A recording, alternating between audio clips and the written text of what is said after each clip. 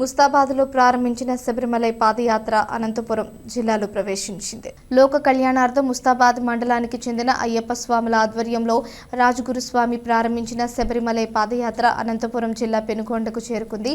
ఇప్పటి వరకు 600 కిలోమీటర్ల పాదయాత్ర పూర్తయిందని వివరించారు.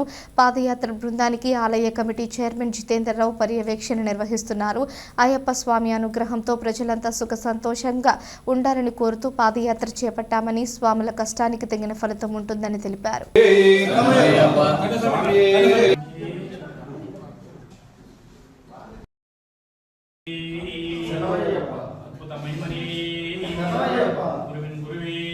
ముస్తాబాద్ నుంచి జరిగే మహాపాదయాత్ర, దీనికి మా గురుస్వామి గారు పెట్టి ఈ ఆనందయాత్రలో భాగంగా ఈరోజు పెనుకొండ సమీపంలో ఉన్నాం. మా టెంపుల్ చైర్మన్, మా సోదరుడు, ఆప్తులు, మిత్రులు అందరూ కూడా చెలికేరు నుంచి వచ్చి ఈరోజు మాకు దాదాపు అప్పటి వరకు జరిపోయే వచ్చి స్వయంగా వారు వచ్చి అలాగనే 5 రోజులకు 570 కిలోమీటర్లు నడిచి వచ్చినాం. రోజు కూడా స్వాములందరూ కూడా మొదట్లో 25 నడిచినా ఇప్పుడు 30 కిలోమీటర్లు సంపూర్ణ ఆరోగ్యంగా ఉన్నారు. ఇదంతరికి కూడా మా గురుస్వామి గారి యొక్క సంకల్ప బలం.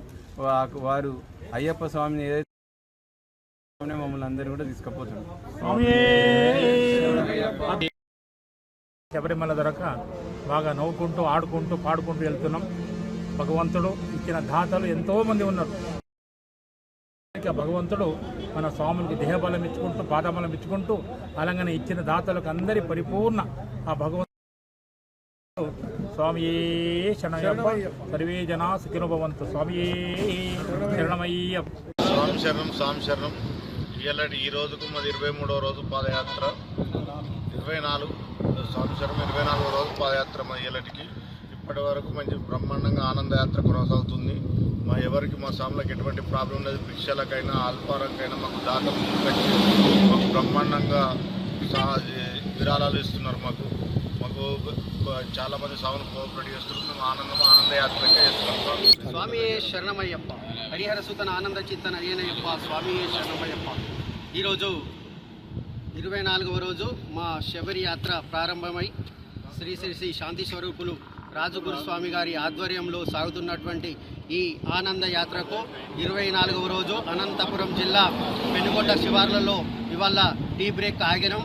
ఇప్పుడే అక్కడి నుంచి కూడా స్వాములు ఎక్కడున్నా కానీ మీరు సుఖ సంతోషాలతో వెళ్ళాలి, సుభిక్షంగా ఉండాలని మా గ్రామ ప్రజలు కాకుండా మా మండలంలోని, జిల్లాలలోని తదితర ప్రాంతాల నుంచి కూడా మీరు ఎక్కడున్నా మేము రాలేకపోయినా కూడా మీకు భిక్ష సమర్పించుకుంటామని కోకొల్లలుగా దాదాపుగా 500 మంది ఇలా భిక్షకు ముందుకొచ్చి విరాళాలు సమర్పించుకుంటున్నారు.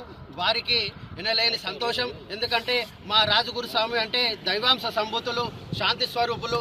అటువంటి రాజగురుస్వామి 13వసారి మహాపాదయాత్ర చేస్తుండనే ఆనందంలో వీళ్ళంతా మాకు సహకరిస్తున్నారు.